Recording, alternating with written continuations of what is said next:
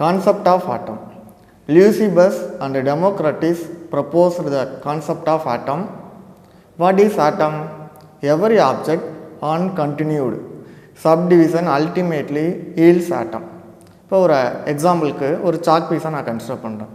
இப்போ cut into many பீசஸாக cut பண்ணிகிட்டே வரேன். அப்போ கட் பண்ணிட்டே வரும்போது லீஸ்ட் பீஸ், அதுக்கு மேலே என்ன பண்ண முடியாது அப்படின்னா அந்த சாக் பீஸை கட் பண்ண முடியாது. அந்த லீஸ்ட் பீஸை தான் நம்ம என்னென்னு சொல்கிறோம் அப்படின்னு பார்த்திங்கன்னா ஆட்டம். இப்போ ஆட்டம்க்கு நிறைய சயின்டிஸ்ட்டு நிறைய தியரியை வந்து பார்த்தோன்னா எக்ஸ்பிளைன் பண்ணியிருக்காங்க.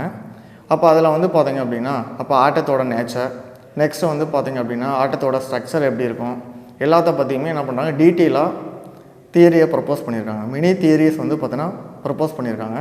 அந்த தியரியில் ஃபஸ்ட்டு ஆட்டம் மாடல் பற்றி ஃபஸ்ட்டு தியரியை ப்ரப்போஸ் பண்ணது யார் அப்படின்னு பார்த்தீங்கன்னா ஜே தாம்சன். இந்த J Thomson is the first person explain the atom model, a theoretical atom model which is based on the static distribution of electric charges. இப்போ இவரோட atom model எப்படி இருக்குன்னா தியரிட்டிக்கல் ஆட்டம் மாடல். இப்போ இவரோட concept படி பார்த்தீங்கன்னா ஆட்டம் எல்லாமே எப்படி இருக்கும் அப்படின்னு பார்த்தீங்கன்னா ஸ்டாட்டிக்காக இருக்கும். ஸ்டாட்டிக் மீன்ஸ் அட் ரெஸ்ட்டில் இருக்க ஆட்டம்ஸ் எல்லாமே, அதில் இருக்க சார்ஜஸ் எல்லாமே, ஆட்டமில் இருக்க சார்ஜஸ் எல்லாமே எப்படி இருக்குது அப்படின்னா ரெஸ்ட்டில் இருக்குது. ஆனால் வந்து பார்த்திங்க அப்படின்னா ப்ராக்டிக்கலாக நம்ம பார்க்கும்போது என்னென்னா all charges moving one place to another place. அப்போ என்னது ஆல் த சார்ஜஸ் எல்லாமே எப்படி இருக்குது மூவிங்கில் இருக்குது. அதனால் வந்து பார்த்திங்க அப்படின்னா this model fails to explain the stability of atom. அவரால் என்ன பண்ண முடியல அப்படின்னா ஆட்டத்தோட ஸ்டெபிலிட்டியை எக்ஸ்பிளைன் பண்ண முடியல. ஏன்னா வந்து மோஸ்ட் ஆஃப் த ஆட்டம் வந்து எப்படி இருக்குது அப்படின்னா ஸ்டேபிள் ஸ்டேட்டில் இருக்குது. ஆனால் வந்து என்ன பண்ண முடியல இவரால் அதோட ஸ்டெபிலிட்டியை எக்ஸ்பிளைன் பண்ண முடியல. அதே மாதிரி ஆல்ஃபா பார்ட்டிக்கல் ஒரு ஆட்டம்குள்ளே ஃபாலோ ஆகும்போது என்ன ஆகுது அப்படின்னா லார்ஜ் ஆங்கிள் ஸ்கேட்டர் ஆகுது. அப்போ என்ன எதனால் வந்து அந்த alpha particle large angle scatter ஆகுது அப்படிங்கிறதுக்கான ரீசனை வந்து எக்ஸ்பிளைன் பண்ணல. Next model Rutherford model. Rutherford and his students studied the scattering of alpha particle by a thin gold foil in order to investigate the structure of atom. இப்போ alpha பார்ட்டிக்கலை ஒரு gold ஃபாயிலில் வந்து follow ஆகும்போது என்ன ஆகுதுன்னா scatter ஆகுது. அப்போ scatter ஆகும்போது அதுலேருந்து நம்ம என்னத்தை ஐடென்டிஃபை பண்ணாங்க அப்படின்னா ஸ்ட்ரக்சர் ஆஃப் ஆட்டமை வந்து பார்த்தோன்னா ஐடென்டிஃபை பண்ணாங்க. இப்போ ரூதர்போர்டோட ஆட்டம் மாடலும் என்னென்னா எதை எக்ஸ்பிளைன் பண்ணல அப்படின்னா ஸ்டெபிலிட்டி ஆஃப் ஆட்டமோட ஸ்டெபிலிட்டியை எக்ஸ்பிளைன் பண்ணல. ஏன்னா மோஸ்ட் ஆஃப் த ஆட்டம் வந்து எப்படி இருக்குன்னா ஸ்டேபிள் ஸ்டேட்டில் இருக்குது. ஆனால் வந்து பார்த்தோன்னா இதனால் ரூதர்போர்டோட ஆட்டம் மாடலும் எதை எக்ஸ்பிளைன் பண்ண முடியல அப்படின்னா ஸ்டெபிலிட்டி ஆஃப் ஆட்டமும் எக்ஸ்பிளைன் பண்ண முடியல. இப்போ but this model is also fail to explain stability of atom. Next model தான் வந்து என்னென்னா Niels Bohr model. Niels Bohr model and atomic model for hydrogen atom which is more successful then other two model. அப்போ இந்த Niels Bohr model எதை explain பண்ணுச்சு அப்படின்னு பார்த்தீங்கன்னா சக்ஸஸ்ஃபுல்லாக வந்து ஸ்டெபிலிட்டி ஆஃப் ஆட்டமோட ஸ்டெபிலிட்டியை வந்து பார்த்தோம் அப்படின்னா சக்ஸஸ்ஃபுல்லாக வந்து எக்ஸ்பிளைன் பண்ணுச்சு. ஆனால் வந்து பார்த்திங்கன்னா this model fails to explain the spectra of atom more complex then hydrogen atom. இப்போ இது வந்து ஒன்லி வந்து எதுக்கு மட்டும்தான்னா ஹைட்ரஜன் ஆட்டத்துக்கு மட்டும்தான் வந்து பார்த்தோன்னா எக்ஸ்பிளைன் பண்ணுச்சு. அதே மாதிரி வந்து பார்த்திங்க அப்படின்னா மோர் காம்ப்ளெக்ஸ் அதர் ஆட்டம்ஸ்க்கு இதோட எக்ஸ்ப்ளனேஷன் எதுவுமே இல்லை. அதே மாதிரி வந்து பார்த்தோன்னா இது வந்து எதை எக்ஸ்பிளைன் பண்ண முடியல அப்படின்னா ஃபைன் ஸ்ட்ரக்சர் ஆஃப் ஸ்பெக்ட்ரல் லைன்ஸை வந்து எக்ஸ்பிளைன் பண்ண முடியல. அதனால் வந்து பார்த்தோன்னா நீல்ஸ் போர் மாடலும் ஃபெயிலியர் ஆயிடுச்சு. Next model Sommerfeld atom model. The observed fine structure of spectral lines. இப்போ சாமர்ஃபீல்டு நீல்ஸ் போரோட ஆட்டம் மாடலில் என்ன ட்ராபேக் அப்படின்னு பார்த்தீங்கன்னா ஃபைன் ஸ்ட்ரக்சர் ஆஃப் ஸ்பெக்ட்ரல் லைனை எக்ஸ்பிளைன் பண்ணல. ஆனால் Sommerfeld atom model observe the fine structure of spectral lines. But this model fails to explain distribution and arrangement of electron in atom.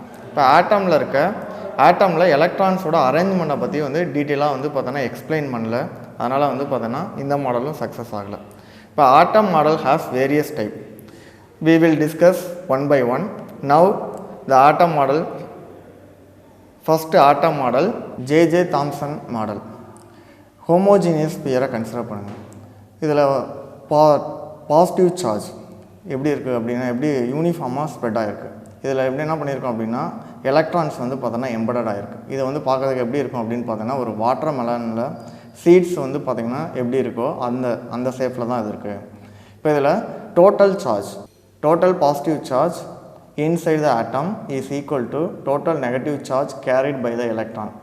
So the every atom is electrically neutral. இப்போ total positive charge எவ்வளோ positive charge இருக்கோ அதே equal amount of negative சார்ஜும் இருக்கும். அப்போ வந்து பார்த்தோன்னா ஆட்டம் வந்து எப்படி இருக்கும் அப்படின்னா நியூட்ரலாக இருக்கும். ஆனால் வந்து பார்த்திங்க அப்படின்னா இதில் ஆட்டம் வந்து பார்த்தோன்னா ஸ்டாட்டிக் டிஸ்ட்ரிபியூஷன் ஆஃப் சார்ஜஸ்ன்னு சொல்லியிருப்பார். ஜே தாம்சனோட இது வந்து பார்த்தோன்னா ஸ்டாட்டிக் டிஸ்ட்ரிபியூஷன் ஆஃப் சார்ஜஸ். அப்போ ஸ்டாட்டிக்னா என்னென்னு சொல்லியிருந்தாங்கன்னா இந்த சார்ஜஸ் எல்லாமே ரெஸ்ட்டில் இருக்குது அப்படின்னு சொன்னார். ஆனால் வந்து பார்த்திங்க அப்படின்னா எலக்ட்ரான்ஸு எல்லாமே என்னென்னா எலக்ட்ரான்ஸ்லாம் ஒரு one place to another place என்ன ஆகிட்டே இருக்குது, மூவ் ஆகிட்டே இருக்குது. அதனால் வந்து பார்த்தோன்னா this model explain stability of atom. ஆட்டத்தோட ஸ்டெபிலிட்டியை வந்து பார்த்தோன்னா எக்ஸ்பிளைன் பண்ணல. Next this model also fails to explain origin of spectral lines observed in the spectrum of hydrogen atom. இதை வந்து பார்த்தோன்னா ஸ்பெக்ட்ரல் லைன்ஸை வந்து பார்த்தோன்னா எக்ஸ்பிளைன் பண்ணல. நெக்ஸ்ட்டு வந்து பார்த்திங்கன்னா it could not account for scattering of alpha particle through large angle. இப்போ வந்து ஒரு ஆல்ஃபா பார்ட்டிக்கல் வந்து ஒரு ஆட்டமில் ஃபால் ஆகும்போது என்ன ஆகுது அப்படின்னு பார்த்தோன்னா லார்ஜ் ஆங்கிள் வந்து பார்த்தோன்னா ஸ்கேட்டர் ஆகுது. அப்போ ஏன் வந்து அந்த ஆல்ஃபா பார்ட்டிக்கல் இதில் வந்து பார்த்தோன்னா லார்ஜ் ஆங்கிள் ஸ்கேட்டர் ஆகுது, அதுக்கான எக்ஸ்ப்ளனேஷன் வந்து பார்த்தோன்னா கொடுக்கல. அதனால் வந்து பார்த்தோன்னா ஜே தாம்சன் மாடல் வந்து பார்த்தோன்னா ஃபெயிலியர் ஆயிடுச்சு. Rutherford model. இப்போ ஃபஸ்ட்டு லாஸ்ட்டாக என்ன டாபிக் பார்த்துருந்தோம் அப்படின்னு பார்த்தீங்கன்னா தாம்சன் ஆட்டம் மாடல். இப்போ தாம்சன் ஆட்டம் மாடலோட ட்ராபேக் என்ன அப்படின்னா இப்போ ஆல்ஃபா பார்ட்டிக்கல் ஆட்டமில் வந்து ஃபாலோ ஆகும்போது என்ன ஆகுது, லார்ஜ் ஆங்கிள் ஸ்கேட்டர் ஆகுது. அப்போ அதுக்கான ஸ்கேட்டர் ஆகிறதுக்கான ரீசனை வந்து பார்த்தோன்னா எக்ஸ்பிளைன் பண்ணல. ஆனால் ரூதர்போர்ட் அண்ட் ஹிஸ் ஸ்டூடெண்ட்ஸ் யாருன்னா கெய்கர் அண்ட் வந்து மாஸ்டன் இவங்க எல்லாமே ஒரு எக்ஸ்பெரிமெண்ட் பண்ணுறாங்க. அந்த எக்ஸ்பெரிமெண்ட்டில் ஏன் வந்து alpha particle large angle scatter ஆகுது அப்படிங்கிறதுக்கான ரீசனை வந்து எக்ஸ்பிளைன் பண்ணாங்க. அதுக்காக வந்து ஒரு எக்ஸ்பெரிமெண்ட் என்னென்னா லெட் பாக்ஸை கன்சிடர் பண்ணுங்க. இதுதான் வந்து பார்த்திங்க அப்படின்னா ஒரு லெட் பாக்ஸ். இப்போ லெட் பாக்ஸ் வந்து என்ன பண்ணோம் அப்படின்னு பார்த்தோன்னா ரேடியேஷன்ஸ் எல்லாத்தையுமே என்ன பண்ணிடும், அப்சார்ப் பண்ணிடும். இப்போ இந்த லெட் பாக்ஸ்க்குள்ளே நம்ம என்ன பண்ணுறோம் அப்படின்னா ஒரு பொலோனியம் சாம்பிள் அப்படிங்கிறது ரேடியோ ஆக்டிவ் சாம்பிள். அப்போ என்ன பண்ணுவோம், ஆட்டோமேட்டிக்காக அது வந்து ரேடியேஷன்ஸை எமிட் பண்ணும். அப்போ அந்த பொலோனியம் இந்த லெட் பாக்ஸில் என்ன பண்ணியிருக்கோம் அப்படின்னா ஒரு ஸ்மால் ஹோல் இருக்குது. இப்போ அந்த polonium sample kept inside the lead பிளாக்குள்ளே என்ன பண்ணிட்டோம், இந்த பொலோனியம் சாம்பிளை வச்சிட்டோம். அப்போ என்ன ஆகும், பொலோனியம் சாம்பிளுங்கிறது ரேடியோ ஆக்டிவாக, அப்போ ஆட்டோமேட்டிக்காக என்ன பண்ணும், ரேடியேஷன்ஸை எமிட் பண்ணும். அப்போ radiations emitted in all direction, எல்லா டைரக்ஷன்லையும் என்ன பண்ணும், எமிட் பண்ணும். அப்போ எமிட் பண்ணும்போது என்ன ஆகும் அப்படின்னு பார்த்தோன்னா இந்த லெட் பிளாக்கு எல்லா வர ரேடியேஷன்ஸ் எல்லாத்தையுமே என்ன பண்ணிக்கும் அப்படின்னா அப்சார்ப் பண்ணிக்கும். ஒன்லி எது வழியாக மட்டும்தான் ரேடியேஷன்ஸ் எமிட் ஆகும் அப்படின்னா இந்த ஹோல் வழியாக மட்டும்தான் என்ன ஆகும் அப்படின்னு பார்த்தீங்கன்னா ரேடியேஷன்ஸ் எமிட் ஆகும். அப்போ அந்த எமிட் ஆகிற ரேடியேஷன்ஸ் நெக்ஸ்ட்டு எதை ரீச் பண்ணுது அப்படின்னு பார்த்தோன்னா லெட் ஸ்க்ரீன். அப்போ லெட் ஸ்க்ரீனும் வந்து என்ன ஆகும் அப்படின்னு பார்த்தோன்னா வெரி நேரோ பீமாக என்ன பண்ணும், வெரி நேரோ பீமாக இருக்கும். அந்த நேரோ பீம் தான் அந்த லெட் ஸ்க்ரீனில் இருந்து எதில் போய் ஃபால் ஆகும் அப்படின்னு பார்த்தோன்னா கோல்ட் ஃபாயிலில் ஃபால் ஆகுது. அப்போ அந்த கோல்ட் ஃபாயில் அப்படின்னு பார்த்தீங்க அப்படின்னா என்ன ஆகும், கோல்ட் ஃபாயிலில் போய் இந்த ஆல்ஃபா பார்ட்டிக்கல் ஃபால் ஆன உடனே என்ன ஆகும் அப்படின்னா ஸ்கேட்டர் ஆகும். அப்போ அந்த ஸ்கேட்டர் ஆகிறது டிஃப்ரெண்ட் ஆங்கிளில் வந்து என்ன ஆகுது, ஸ்கேட்டர் ஆகுது. அப்போ அந்த டிஃப்ரெண்ட் ஆங்கிளில் ஸ்கேட்டர் ஆகிறத நம்ம என்ன பண்ணுறோம், ஒரு ஃப்ளூரசன் ஸ்க்ரீன். அப்போ அந்த ஸ்கேட்டர் ஆகிறதுல ஒன் பார்ட்டை மட்டும் என்ன பண்ணுறோம், அந்த ஃப்ளூரசன் ஸ்க்ரீனில் ஃபால் ஆகிற மாதிரி பார்க்குறோம். அப்போ ஃபால் ஆகும்போது என்ன ஆகுது அப்படின்னு பார்த்தோன்னா அந்த எங்கே வந்து ஃப்ளூரசன் ஸ்க்ரீனில் ஃபால் ஆகுதோ அங்கே வந்து என்ன ஆகும், ஒரு ஃப்ளாஷ் லைட் வந்து பார்த்தோன்னா ப்ரொடியூஸ் ஆகும். அப்போ ப்ரொடியூஸ் ஆகிறத நம்ம என்ன பண்ணலாம் அப்படின்னு பார்த்தீங்கன்னா ஒரு மைக்ராஸ்கோப்பை வச்சு நம்ம என்ன பண்ணலாம் அப்படின்னு பார்த்தீங்கன்னா அனலைஸ் பண்ணலாம். அப்போ இந்த மைக்ராஸ்கோப்பை வச்சு அனலைஸ் பண்ணி ஃபைனலாக ஒரு கன்க்ளூஷன்ஸ் கொடுத்துருக்காங்க. அந்த ஃபைனல் கன்க்ளூஷன்ஸில் இப்போ வந்து ஃபஸ்ட்டு அவரோட கன்க்ளூஷனே என்ன அப்படின்னு பார்த்தீங்கன்னா most of the alpha particle travel in straight line. இப்போ most of the alpha particle இப்போ ஆட்டமில் ஆல்ஃபா பார்ட்டிக்கல் ஃபால் ஆகும்போது எப்படி ட்ராவல் ஆகுது அப்படின்னு பார்த்தீங்கன்னா ஸ்ட்ரெயிட் லைனாக ட்ராவல் ஆகுது. அப்போ அதில் வந்து ஒரு ஃபைனலாக கன்க்ளூஷன் வராது, atom has lot of empty space. அப்போ ஆட்டம் வந்து எம்டியாக இருக்கும்போது தான் என்ன ஆகுது, அதோட நிறைய பிளேஸ் வந்து என்ன இருக்குது, எம்டியாக இருக்குது. அதனால் வந்து என்னது, இந்த ஆல்ஃபா பார்ட்டிக்கல் எப்படி ஃபால் ஆகுது அப்படின்னு பார்த்தீங்க அப்படின்னா அதோட இது வந்து பார்த்தோன்னா அதோட பாத்து வந்து எப்படி இருக்குன்னா ஸ்ட்ரெயிட் லைனாக இருக்குது. அப்போ first point atom has lot of empty ஸ்பேஸ்னு அவர் வந்து அந்த எக்ஸ்பெரிமெண்ட்லேருந்து ஃபஸ்ட்டு அப்சர்வ் பண்ணுறார். Next the few alpha particle deflected 180 degree. Very few alpha particle மட்டும்தான் என்ன ஆகுது அப்படின்னு பார்த்தோன்னா டிஃப்ளெக்டட் 180 டிகிரி. அப்போ அதில் வந்து என்னது அந்த சென்டரில் வந்து பார்த்தோன்னா என்ன அவர் வந்து என்ன எதை ஐடென்டிஃபை பண்ணுறாரு அப்படின்னா சென்டரில் வந்து என்னது பாசிட்டிவ் சார்ஜ் வந்து பார்த்தோன்னா கான்சன்ட்ரேட் ஆகிருக்கு. அந்த பாசிட்டிவ் சார்ஜ் கான்சன்ட்ரேட் ஆகிருக்கு அந்த பிளேஸை தான் என்னென்னு சொல்கிறாரு அப்படின்னு பார்த்தோன்னா நியூக்ளியஸ். ஏன்னா ஆல்ஃபா பார்ட்டிகளோட சார்ஜ் வந்து என்னது பாசிட்டிவ். அப்போ இந்த சென்டரில் இருக்க பாசிட்டிவ் சார்ஜ் இருந்தால் மட்டும்தான் என்ன ஆகும் அப்படின்னு பார்த்தோன்னா ரிப்பல் பண்ணும். அப்போ most of the alpha particle எப்படி ரிட்டர்ன் ஆகுது அப்படின்னு பார்த்தீங்க அப்படின்னா 180 டிகிரி. அப்போ வந்து இதில் வந்து ஃபைனலாக என்னென்னா இந்த ஆட்டத்தோட சென்டரில் வந்து பார்த்திங்கன்னா பாசிட்டிவ் சார்ஜ் வந்து பார்த்தோன்னா கான்சன்ட்ரேட் ஆகிருக்கு. அப்போ அந்த கான்சன்ட்ரேட் ஆன அந்த பாசிட்டிவ் சார்ஜை தான் ஃபுல்லாத்தையும் தான் நம்ம என்னென்னு சொல்கிறோம் அப்படின்னு பார்த்தீங்கன்னா நியூக்ளியஸ். இப்போ இதில் வந்து அவரோட ஃபைனலாக வந்து ஒரு ஸ்கேட்டரிங் ஆங்கிளுக்கும் நெக்ஸ்ட்டு வந்து பார்த்தோன்னா ஸ்கேட்டர் ஆகிற அந்த பார்ட்டிக்கலுக்கும் எவ்வளோ பார்ட்டிக்கல் ஸ்கேட்டர் ஆகுது அப்படிங்கிறத வந்து பார்த்தோன்னா ஒரு கிராஃபில் எக்ஸ்பிளைன் பண்ணுறது. இப்போ எக்ஸ் ஆக்சிஸில் வந்து ஸ்கேட்டரிங் ஆங்கிளும் ஒய் ஆக்சிஸில் வந்து என்ன பண்ணுறோம் அப்படின்னா number of scattering of particle detected. இப்போ ஃபஸ்ட்டு 0 டிகிரி இப்போ வந்து ஸ்கேட்டரே ஆகலை. அப்போ ஸ்கேட்டர் ஆகலை அப்படின்னா என்ன ஆகுது, most of the alpha particle எப்படி ட்ராவல் ஆகிட்டே இருக்குது, ஸ்ட்ரெயிட் லைனில் ட்ராவல் ஆகுது. நெக்ஸ்ட்டு இப்போ வந்து ஒரு few alpha particle small angle scatter ஆகுது. அப்போ என்ன ஆகுது, ஸ்மால் ஆங்கிள் ஸ்கேட்டர் ஆகுது அப்படின்னு பார்த்தீங்க அப்படின்னா என்னது அந்த நியர் ஏஜ் அப்போ பாசிட்டிவ் சார்ஜுக்கு நியராக போகும்போது என்ன ஆகும் அப்படின்னு பார்த்தோன்னா 180 டிகிரி ஸ்கேட்டர் ஆகுது. அப்புறம் அதுக்கு அபோவாக போக என்ன ஆகுது அப்படின்னு பார்த்தோன்னா அதோட ஸ்கேட்டரிங் வந்து பார்த்தோன்னா டிக்ரீஸ் ஆகிட்டே வருது. அதை தான் நம்ம என்னென்னு சொல்கிறோம் அப்படின்னா இந்த கிராஃபில் சொல்கிறோம். அப்போ 0 டிகிரிங்கும் போது ஸ்ட்ரெயிட் லைனாக இருக்கும். நெக்ஸ்ட்டு வந்து பார்த்தோன்னா ஆங்கிள் இன்க்ரீஸ் ஆக அதோட பாத் வந்து பார்த்திங்க அப்படின்னா என்னாகும் சேஞ்ச் ஆகிட்டே போகும். அதை தான் நம்ம வந்து செகண்ட் கிராஃபில் சொல்லியிருக்கோம்.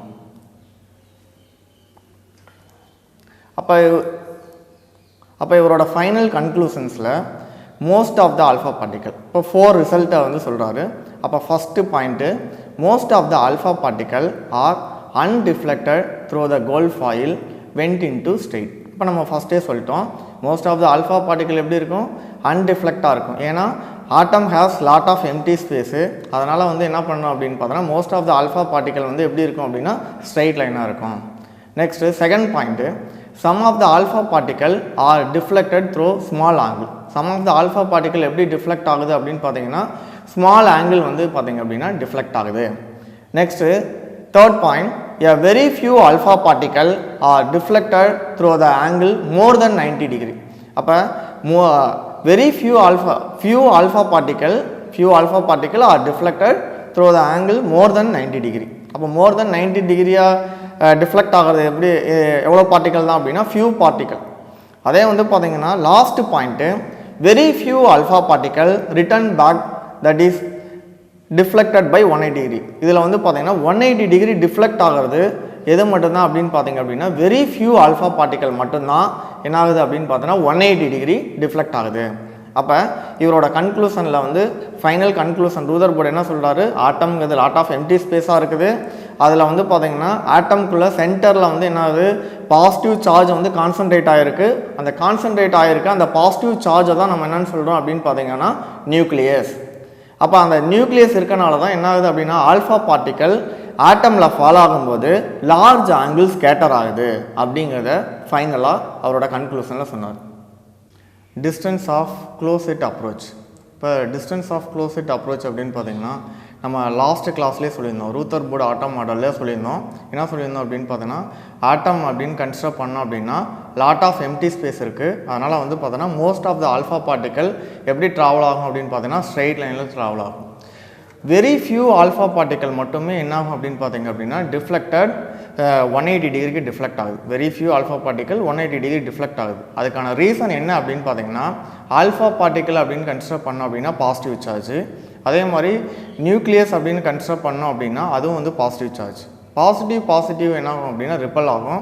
அப்போ எந்த ஆல்ஃபா பார்ட்டிக்கல் நியூக்ளியஸை வந்து ரீச் பண்ணுதோ டேரெக்டாக ரீச் பண்ணுதோ அப்போ வந்து அந்த ஆல்ஃபா பார்ட்டிக்கல் என்ன ஆகும் அப்படின்னு பார்த்தோன்னா 180 டிகிரிக்கு வந்து பார்த்தோன்னா டிஃப்ளெக்ட் ஆகும். அப்போ அந்த ஆல்ஃபா பார்ட்டிக்கலுக்கும் நியூக்ளியஸ்க்கும் இன்பிட்வீனில் இருக்க அந்த லீஸ்ட் டிஸ்டன்ஸை தான் நம்ம என்னென்னு சொல்கிறோம் அப்படின்னு பார்த்தீங்க அப்படின்னா டிஸ்டன்ஸ் ஆஃப் க்ளோசெட் அப்ரோச். அந்த டிஸ்டன்ஸை தான் நம்ம என்ன பண்ணுறோம் அப்படின்னா இப்போ கால்குலேட் பண்ணுறோம். இப்போ distance of closest approach statement, the minimum distance between the center of the nucleus and the alpha particle just before it gets reflected back through 180 degree. is defined as the distance of closest approach. இது வந்து ஒரு 2 மார்க்ல கூட கேட்கலாம்.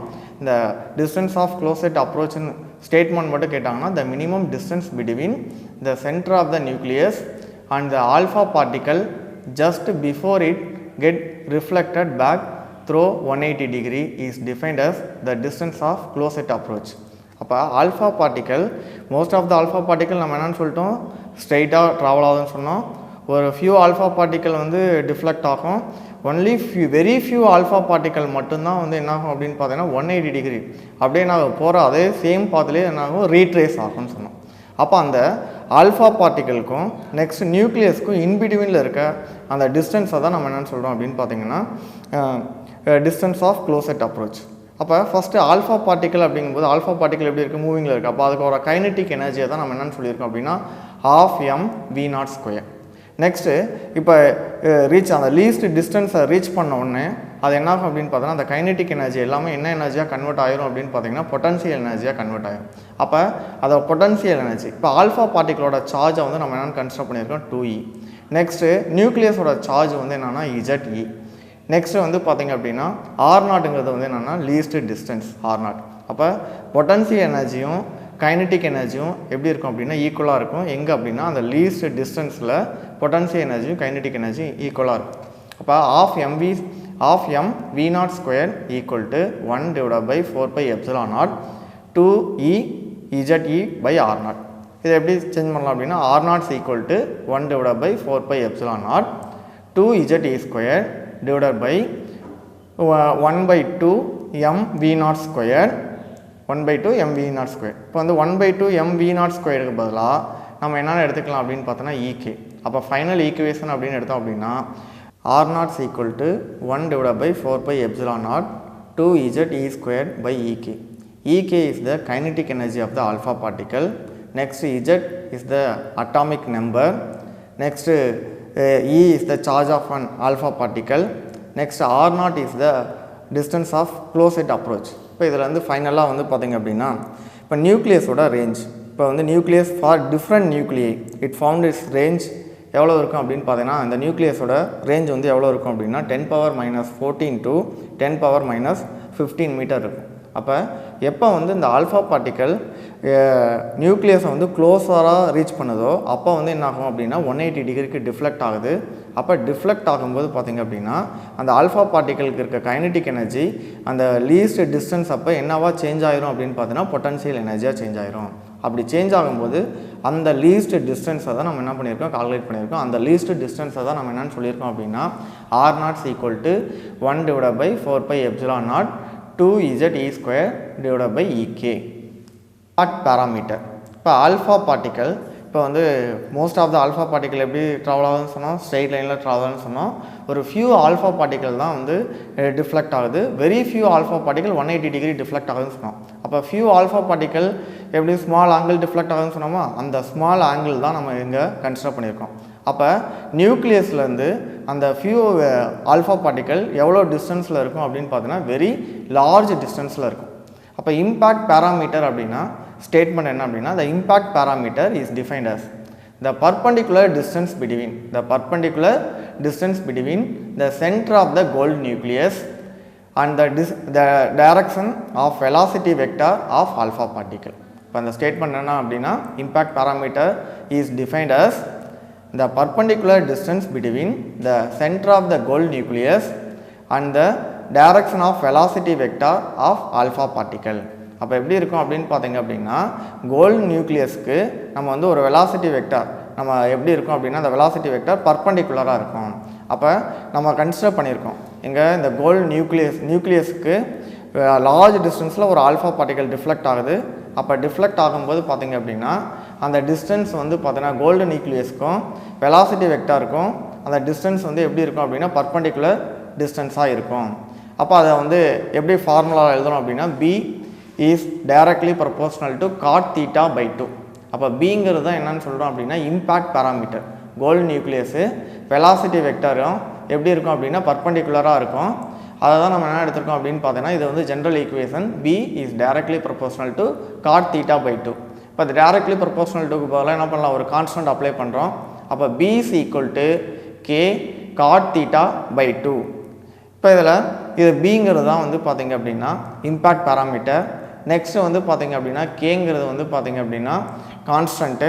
Next தீட்டாங்கிறது அந்த alpha particle எவ்வளோ வந்து பார்த்தோன்னா scatter ஆகுது. அப்போ இந்த இம்பேக்ட் பேராமீட்டரில் ஒரு 2 மார்க் கேட்கலாம். அப்போ வந்து வாட் இஸ் இம்பேக்ட் பேராமீட்டர் அப்படின்னு கேட்டாங்க அப்படின்னா என்ன ஸ்டேட்மெண்ட்னா the impact parameter is defined as the perpendicular distance between the centre of the gold nucleus and the direction of velocity vector of alpha particle. இது வந்து ரொம்ப important. drawbacks of Rutherford atom model. The electron in the circular orbit experience a centrifugal acceleration. According to electromagnetic theory, an accelerated, the electric charge must be radiated energy in the form of electromagnetic wave. Therefore, the accelerate the electron lose the energy by radiation. The energy of electron continuously decreases and must be spiral down into the nucleus. Thus, the atom cannot be stable, but it is well known the most of the atom are stable. இப்போ first எப்படின்னா most of த ஆட்டம் வந்து எப்படி இருக்குன்னு சொல்லிட்டோம், stable ஸ்டேட்டில் இருக்குன்னு சொல்லிட்டோம். ஆனால் வந்து பார்த்திங்க அப்படின்னா எலக்ட்ரோ மேக்னெட்டிக் தியரியில் இப்போ வந்து ஆட்டம் வந்து பார்த்திங்க அப்படின்னா என்ன ஆகுது, எலக்ட்ரான்ஸ் வந்து பார்த்திங்கன்னா ரேடியேட் ஆகும்போது என்ன ஆகுது, கண்டினியூஸாக ரேடியேட் ஆகிட்டே இருக்கும்போது எனர்ஜி வந்து பார்த்திங்கன்னா லூஸ் பண்ணும். அப்போ லூஸ் பண்ணும்போது என்னாகும் அப்படின்னு பார்த்திங்க அப்படின்னா அந்த எலக்ட்ரான்ஸ் வந்து பார்த்திங்கன்னா சர்க்குலர் ஆர்பிட்டில் ரிவால்வ் ஆகாது. அப்போ அதோட பாத் வந்து எப்படி இருக்கும் அப்படின்னா ஸ்பைரலாக இருக்கும். அப்போ எனர்ஜி லாஸ் ஆகும்போது வந்து பார்த்திங்க அப்படின்னா ஆட்டம் வந்து என்னாகாது அப்படின்னு பார்த்தோன்னா ஸ்டேபிள் ஸ்டேட்டில் இருக்காது. ஆனால் வந்து பார்த்திங்க அப்படின்னா மோஸ்ட் ஆஃப் த ஆட்டம் வந்து எப்படி இருக்குன்னு சொன்னோம், ஸ்டேபிள் ஸ்டேட்டில் இருக்குன்னு சொன்னோம்.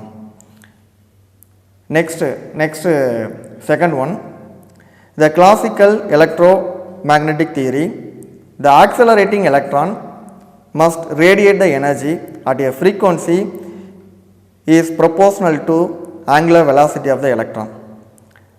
Therefore, as the electron spiral down the nucleus, the angular velocity tends to become infinitive, and hence the frequency of the emitted energy will tends to infinitive. Thus, the result in a continuous spectrum with all possible wavelengths, but experimental revolve only line spectra of fixed wavelength from atom. இப்போ second point என்ன அப்படின்னு பார்த்தீங்க அப்படின்னா நம்ம expect பண்ணது வந்து எப்படி இருக்கும் அப்படின்னு பார்த்தீங்கன்னா கண்டினியூஸ் ஸ்பெக்ட்ரமாக எக்ஸ்பெக்ட் பண்ணாங்க. ஆனால் நமக்கு கிடைச்சது வந்து பார்த்திங்க அப்படின்னா லைன் ஸ்பெக்ட்ரம். அப்போ ஏன் வந்து அங்கே வந்து லைன் ஸ்பெக்ட்ரம் கிடச்சிது அப்படிங்கிறத பற்றி எல்லாமே என்ன பண்ணல அப்படின்னா டீட்டெயிலாக எக்ஸ்பிளைன் பண்ணல. அப்போ ஃபஸ்ட்டு ரூதர்போர்டோட ட்ராபேக்ஸ் என்ன அப்படின்னு பார்த்திங்க அப்படின்னா இந்த மாடலில் ஃபஸ்ட்டு எலக்ட்ரான் வந்து என்ன ஆகுது, அரௌண்ட் த நியூக்ளியஸில் வந்து என்ன ஆகுது, ரிவால்வ் ஆகுதுன்னு சொன்னோம். எப்படி ரிவால்வ் ஆகுதுன்னு சொன்னோம், சர்க்குலர் பாத்தில் ரிவால்வ் ஆகுதுன்னு சொன்னோம். அப்போ நியூக்ளியஸுங்கிறது பாசிட்டிவ் சார்ஜ், எலக்ட்ரானுங்கிறது வந்து என்ன ஆகுது, நெகட்டிவ். அப்படி ரிவால்வ் ஆகும்போது என்னாகும் அப்படின்னு பார்த்திங்க அப்படின்னா அதை வந்து அட்ராக்ட் பண்ணும்போது அதோட எனர்ஜி வந்து பார்த்தோன்னா லூஸ் பண்ணிக்கிட்டே இருக்கும். அப்போ லூஸ் பண்ணும்போது என்னாகும் அப்படின்னு பார்த்தோன்னா கண்டினியூஸாக எனர்ஜி லாஸ் ஆகும். அப்போ எனர்ஜி லாஸ் ஆகும்போது வந்து அந்த எலக்ட்ரான் வந்து எப்படி ரிவால்வ் ஆகாது, சர்க்குலர் பாத்தில் ரிவால்வ் ஆகாது. அப்போ சர்க்குலர் பாத்தில் ரிவால்வ் ஆகலை அப்படின்னாவே அது வந்து ஆட்டம் வந்து என்னாகாது, ஸ்டேபிள் ஸ்டேட்டில் இருக்காது. ஆனால் நம்ம என்ன சொல்லிட்டோம், மோஸ்ட் ஆஃப் த ஆட்டம் வந்து எப்படி இருக்குன்னு சொன்னோம், ஸ்டேபிள் ஸ்டேட்டில் இருக்குன்னு சொன்னோம். அப்போ இப்படி வந்து ரிவால்வ் ஆகும்போது வந்து பார்த்திங்க அப்படின்னா நம்ம வந்து எக்ஸ்பெரிமெண்டலாக அப்சர்வ் பண்ணும்போது எக்ஸ்பெக்ட் பண்ணது என்ன அப்படின்னு பார்த்திங்க அப்படின்னா நமக்கு கண்டினியூஸ் ஸ்பெக்ட்ரம் கிடைக்கும் அப்படின்னு வந்து ரூதர்போர்டு வந்து எக்ஸ்பெக்ட் பண்ணார். ஆனால் வந்து பார்த்திங்க அப்படின்னா நம்ம வந்து ப்ராக்டிக்கலாக நம்ம வந்து ரிசர்ச் பண்ணும்போது வந்து பார்த்திங்கன்னா அங்கே வந்து என்ன கிடைக்கல அப்படின்னு பார்த்திங்கன்னா கண்டினியூஸ் ஸ்பெக்ட்ரம் கிடைக்கல, லைன் ஸ்பெக்ட்ரம் கிடைச்சிது. அப்போ ஏன் வந்து அங்கே வந்து லைன் ஸ்பெக்ட்ரம் கிடைக்குது, அதுக்கான ரீசனை வந்து பார்த்திங்க அப்படின்னா ரூதர்போர்டு வந்து பார்த்தோன்னா கிளியராக வந்து பார்த்தோன்னா எக்ஸ்பிளைன் பண்ணலை.